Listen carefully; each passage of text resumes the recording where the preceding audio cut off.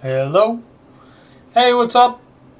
Here I am again doing another video, and this time we're gonna do Dorinthea. So I already know how to play Dorinthea. Dorinthea was my first proper sort of CC hero, but since Heavy Hitters has come out, she seems to have had a bit of resurgence, and well, I just want to quickly go through the list and check it out, see if there's some new interesting things that she's playing, and try and get my head around the best way to approach the matchup.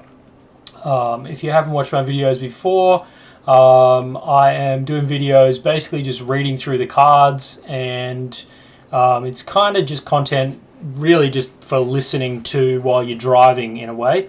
But if you're interested in sitting and watching, that's okay too. So anyway, let's get into it. So I have just pulled up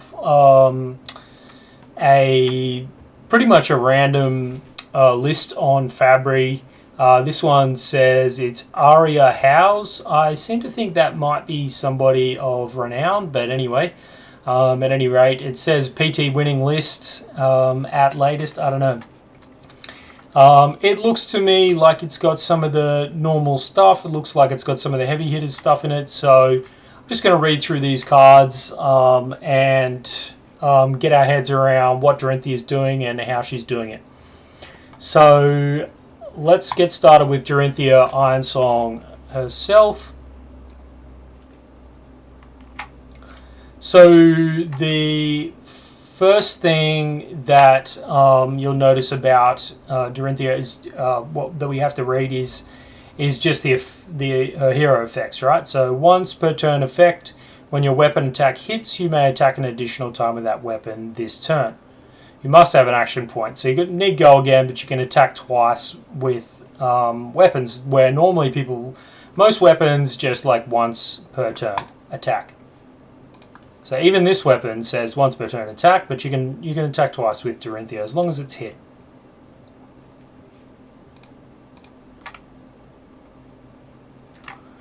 Okay, so next is Brave Forge Braces. So the card says once per turn action 1, your next weapon attack this turn gains +1. Activate this ability only if a weapon you control has hit this turn. Go again, so you can only do this on your second time. It also blocks for 2 and then 1, having battle worn. Crown of Providence, classic card. Most people will know when this defends, you may put a card from your hand or arsenal on the bottom of your deck. If you do, draw a card. Blade Break, 2, so you can only block once. Next we've got Dawnblade being her signature weapon. Once per turn action for 1 resource attack. If Dawnblade hits and it's the second time it has hit this turn, put a +1 counter on Dawnblade at the beginning of your end phase. If Dawnblade has not hit this turn, remove all +1 counters from Dawnblade. Refraction Bolters. When your weapon attack hits, you may destroy Fraction Bolters. If you do, the attack gains go again. Battle Worn. If you defend with Refraction Bolters, put a -1 counter on it when the combat chain closes. So you can just get 1 point of value, and basically you destroy this to get go again when you choose. Alright, so let's get into the deck first with the red pitchers. This is a new card from Heavy Hitters, Blade Flurry. It's a 0 cost, 3 block. Target weapon attack gets +2, I believe, because Sai was playing this too in one of my previous videos. Your next weapon attack gets +2. Ironsong Response is a classic old attack reaction from WTR. Reprise. If the defending hero has defended with a card from hand, this chain link, this target weapon attack gains +3. So pretty nice to get over and get that hit. Unfortunately, a lot of Dory opponents will understand now that blocking is somewhat useless against this card, and so unless you're going to overblock, yeah, it might not be worth blocking with a single card. If you think they may have Ironsong response in hand, if you haven't seen them yet in the matchup, well, you might. If you really need to block out the attack, then you're going to have to overblock with potentially an additional 3 to make sure you don't get this card played against you. So we've got Rout, another classic from WTR. This is a 2-cost attack reaction. It says target weapon attack gains +3. Reprise if the defending hero has defended with a card from their hand. This chain link, you may return non-target equipment defending card to its owner's hand. So a good way to finish the game out. Steelblade Supremacy, 1-cost Dorinthea specialization. Until the end of turn, target weapon gains +2, and whenever this weapon hits, draw a card. This is now feeling a lot like the match to Blood Rush Bellows, where all of the attacks from brutes get +2, except that this one has the addition of drawing a card whenever it hits, which is an incredibly strong card and probably one of the key pieces of the old Dorinthea's setup. Warrior's Valor, another key piece of the setup. Your next weapon attack this turn gains +3, and if this hits, the attack gains Go Again. Now, this is a 1-cost warrior action with Go Again itself, so commonly played prior to attacking, or I guess potentially in between 2 attacks, if the first one has Go Again. We've got nearly rainbow there. We've got 3 reds, 1 yellow, and 3 blues. Glistening Steelblade, a very central part of the game plan for Dory. So it's a yellow pitch now. This is a 1-cost 3 block. Dorinthea specialization. Your next Dawnblade attack this turn has Go Again. Whenever Dawnblade hits a hero this turn, put a +1 counter on it. So this is, very strong piece of a very strong warrior action for Dory. Ironsong Determination, another very strong action for Dory. This is a 0-cost. It says target weapon gains +1 attack and dominate until the end of turn. Go Again. Next we have Singing Steelblade. Man, it's starting to sound like a cracked record, but a lot of these cards are just basically central to Dory's game plan, which is just trying to hit multiple times with the weapon, trying to get counters onto the weapon. You got Steelblade Supremacy, Warrior's Valor, Glistening Steelblade, Ironsong Determination, Singing Steelblade, and the next one will be Twinning Blade. These are all like super common old school Dorinthea cards. Also Glint the Quicksilver is probably worth noting at this point. So anyway, it doesn't look like there's a heap of new stuff going into this list. Definitely the Blade Flurry gives you a nice attack reaction without reprise. So yeah, this is one of the reasons why I guess Dorinthea is a little bit stronger than she was before. Keeping in mind, I don't think Dory is actually particularly strong at the moment, but I just thought I'd do it while I'm on a run with these videos. So we've got Singing Steelblade here. It's a 1-cost warrior attack reaction. It says target weapon attack gains +1, so just enough to put you over if somebody's blocked. And the reprise effect here is if the defending hero has defended with a card from hand, this chain link, search your deck for an attack reaction card, banish it face up, then shuffle your deck. You may play at this chain link. So this offers you the option to search, or tender as people like to refer to it. You can tender up Ironsong Response 0, and if they've blocked, and then you could get this reprise effect here and do +3, or obviously you could also get Blade Flurry. Wondering, there might be other ones. Ironsong Determination, I'm not sure. Generally speaking, I think I recall generally just searching for Ironsong Response and playing that as a way to get over and get a hit. Yeah. So Twinning Blade, this is a 0 cost warrior attack reaction. You may attack an additional time with the target sword this turn. This basically just allows you to attack I think it's a second time or a third time, once per turn action. Dawn Blade hits, and it's the second time it has hit, but at the beginning of your own phase. I can't remember how it even swings twice, to be honest. How does it even swing twice without Twinning Blade? Of course. When your weapon hits, you may attack a second time with you. So basically, Dory needs to hit that first time, which means, I guess, to understand her and how to beat her, you pretty much want to try and stop that first attack, because it's going to turn off her ability to her hero's ability there to allow her to swing a second time. Yeah.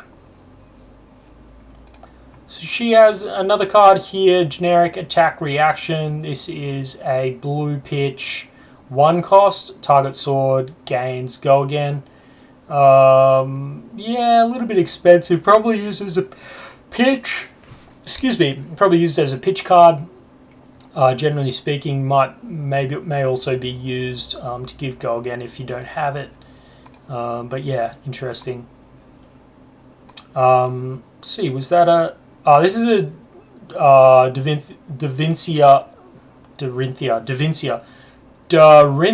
versus Reiner card. And this is an Evo card, so not even a heavy hitters card. I think this one was a heavy hitters. Yes, we got one new heavy hitters card. Something here that's not really new. This one here, Evo, I suppose, it's been around for a little while. Just trying to see how much stuff they've actually brought in from heavy hitters. Looks like Fatal Engagement has been brought in, just a single one of. And the Goblet of Blood Run Wine has come in as well. There may be some other items in the inventory, but anyway, I digress. Let's go back to the cards. So you've got Emboldened Blade here, which is a blue pitch, 0 cost. Says turn a face down card in any arsenal face up. If it's a defense reaction, destroy it, and your next weapon attack this turn gets +1, go again. So a very good pitch card here, allowing you to. It doesn't operate on pitch, which is weird. So it's just an action. Basically just blows up their arsenal if you think they've got a D-react, which is, I don't know, it's kind of marginal, I suppose. I don't know. Maybe this is not always played. Maybe this is just in this list. But interesting anyway to know that they have got some ability to blow up your arsenal, potentially. It's 0 to play, so it's pretty powerful, I suppose. Yeah. Anyway, so next card is Fatal Engagement. This is the heavy hitters card I just mentioned. So this is a 2 cost, 3 block warrior attack reaction. Play this only if an attack action card is defending this chain link. Target attack gets +3. Pretty strange, kind of like the reprise mechanic, but they kind of removed the reprise word.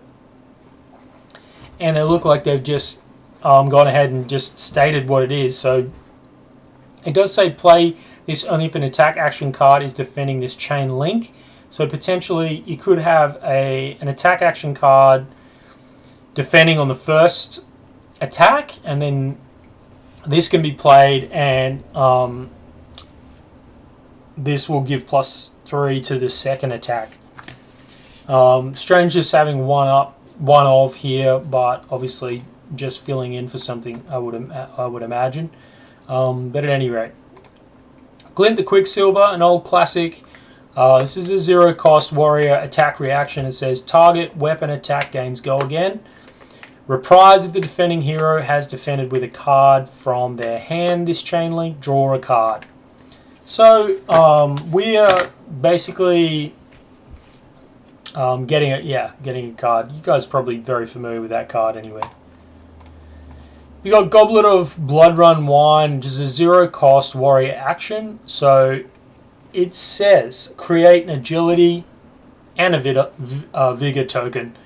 So this is a good way to go again straight up without having to pay any resources or rely on any other any other mechanics or whatever happening during the turn.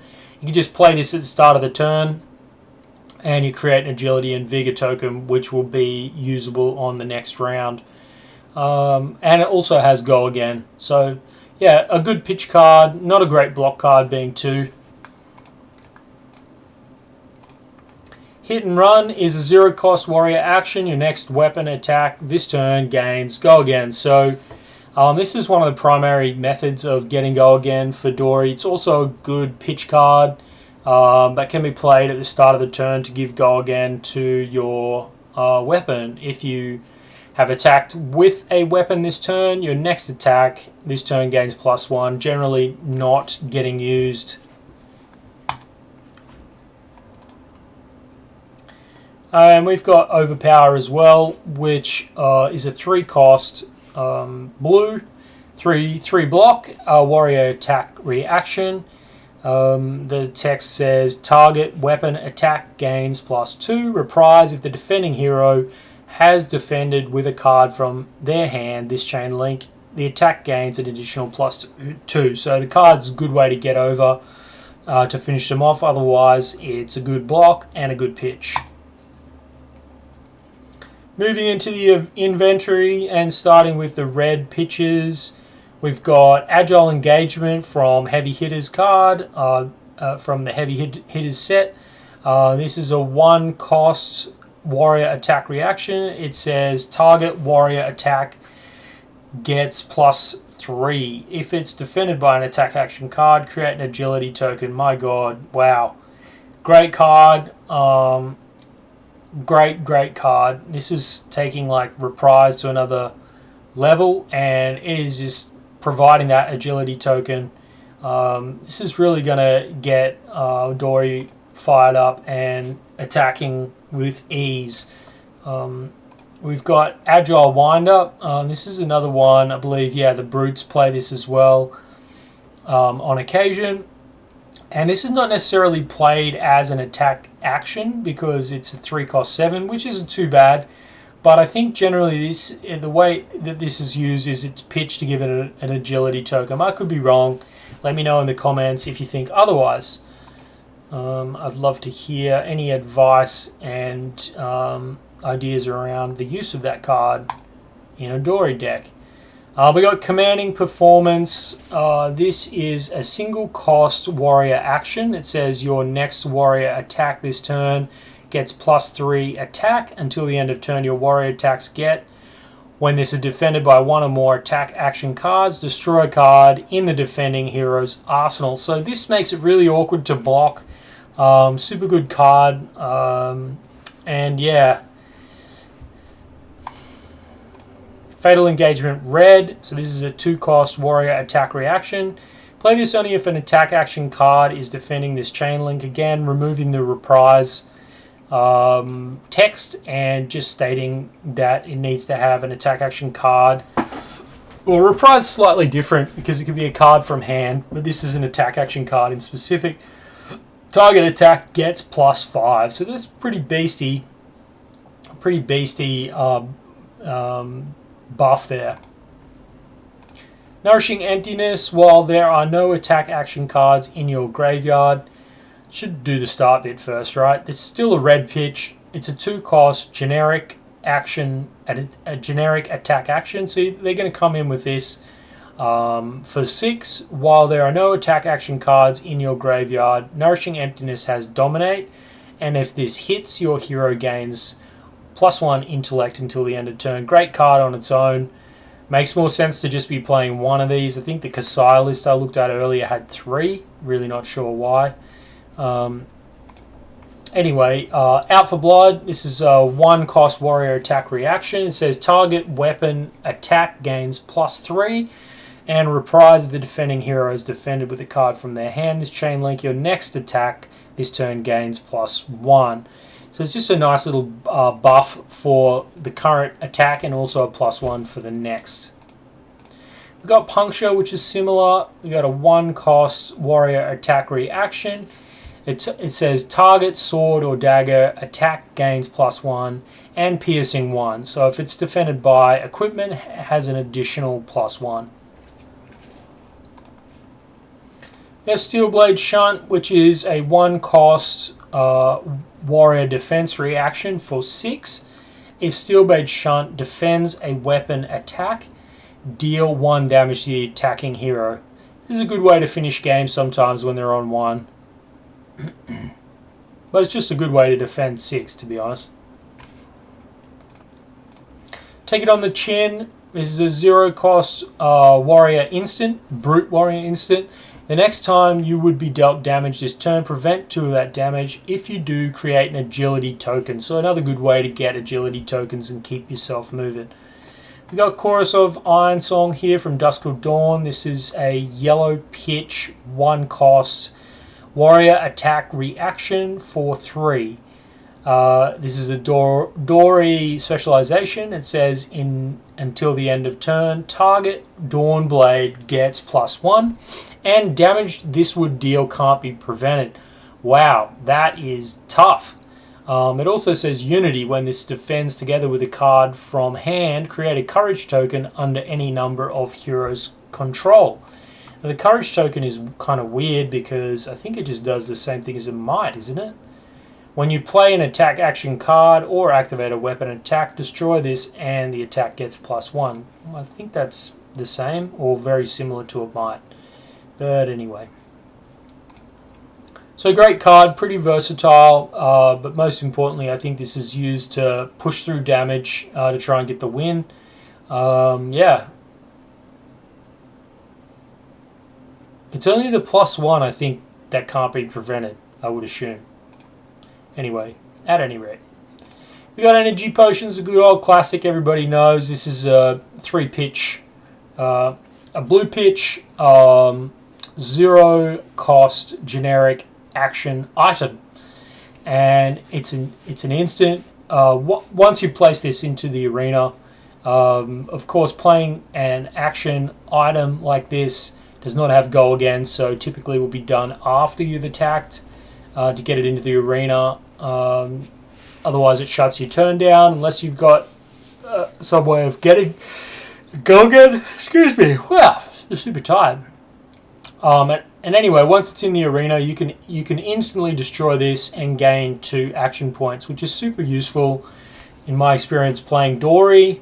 Not everybody plays these, but I think it's pretty cool, and I guess it's probably more effective in some matchups than others. Warmonger's Diplomacy. So this is a blue pitch 0-cost generic action with a 3 block, and it says starting with a hero on your left, each hero chooses war or peace. If they choose war, the only actions they may play or activate during their next turn are weapon and attack actions. If they choose peace, the only actions they may play or activate during their next turn are non-weapon, non-attack actions. It's worth noting that although this story is playing Warmongers, or may choose to, against certain matchups, I'm not sure that Warmonger's Diplomacy is incredibly useful against Dory, considering she has already got the ability to give herself go again as a part of some of these cards. For instance, Glistening Steelblade. I'm not sure if you're allowed to play attack. I think you can play attack reactions, yep. If you've chosen war. So the agility, start of your turn to serve. Yeah, so I'm pretty sure this still pops. You'll still get you go again. So worth noting, Warmonger's Diplomacy not really that effective against Dory. Looks like she's got an alternate head here, Balance of Justice. This has got the Guardwell text on it. It says instant. The Guardwell says when the combat chain closes, if this defended put a -1 counter on it equal to its defense. So basically, you only get to defend once for 2, and it says instant. Destroy this draw a card. Activate this ability only if an opponent has drawn 2 or more cards this turn, so not useful into all matchups. Again, interested to know specifically which ones this would be most effective into. I suppose Brute sometimes draws 2 cards, I think, off of Blood Rush Bellows, so it might be useful into Brute. Then we've got an alternative an alternative chest here to Fiendals, or they don't have their Fiendals up. They don't have any chest up there, so generally speaking, I think from my experience, you're going to play Courage of Bladehold with Dory. The text reads, action destroy, Courage of Bladehold. Your sword attacks cost 1 less this turn, effectively making them free, and go again. And then this also has temper. If you've defended with Courage of Bladehold, put a -1 counter on it, and when the combat chain closes, then destroy it if it has 0. So you can block for 2 straight up, and then you can block for 1, but it will pop it. Keeping in mind that when you use the action here, it's going to pop it. So generally speaking, you want to block for 2 straight up, and then after that, you're going to want to use it, not necessarily getting the value from that last point. But if you needed to block, you could do that too, I suppose. So yeah, the good thing about this is just that it makes you sword attacks free. So sometimes, I mean, when you get your sort of power turns, you generally want to pop this, and yeah, that's going to give you extra resources so you can have those big turns. Try and get your counter. Or 2. The alternative chest here is Fiendo's Spring Tunic. I'm not going to read that. Every 3 turns you basically get a resource. Pretty good. And this guy's running 3 Null Rune. So essentially that's it. Looks like a pretty similar version of the old Dory that we all know. And, excuse me, oh man, need more sleep last night. The old Dory that we know and love. We've got a couple of boosts here in the form of Blade Flurry, the Goblet of Blood Run Wine, and the Agile Engagement, the Agile Wind Up. We've got an interesting action here with Commanding Performance, and a couple other tidbits here. Take it on the chin, not too bad as well, and a new piece of armor, which is pretty cool. There may be other items. If you guys know of other stuff that's typically played in the current meta, this video is really only going to be, relevant for the next probably 3 to 6 months till the next couple of sets come out. Things probably going to change up quite a bit. But if you do know of some other stuff that Dory can leverage off or play, please let me know in the comments. I'd love to know more about how she's playing the current meta, and yeah, what people are doing with her. Personally, I don't feel like as a Bravo player now, I don't really feel like she's too much of a headache. I've had a fairly decent run against her since the heavy hitters meta has begun, and I'm not too worried about her. I don't think she's that strong currently. Excuse me. Most of the tier lists put her down, I don't know, 2 or 3 rungs from the top, and so yeah, not too fast, but just thought I'd quickly touch base on this one, see if I can get a quick video done, and we look like we've done that. So thanks very much for watching. If you haven't, please like and subscribe, share. I don't really plan on doing this for any particular reason other than my own explorations into the heroes that I'm looking at. I'm probably going to be watching some of these videos myself, like while I'm driving, just to constantly remind myself of the decks that I'm playing against and what cards they're playing, and how, to try and get that memory of what is being played, because I think that's what I need to move my gameplay to the next level. And if you guys enjoy the content, yeah, I hope you do. Yeah. Anyway, that's all from me. Peace.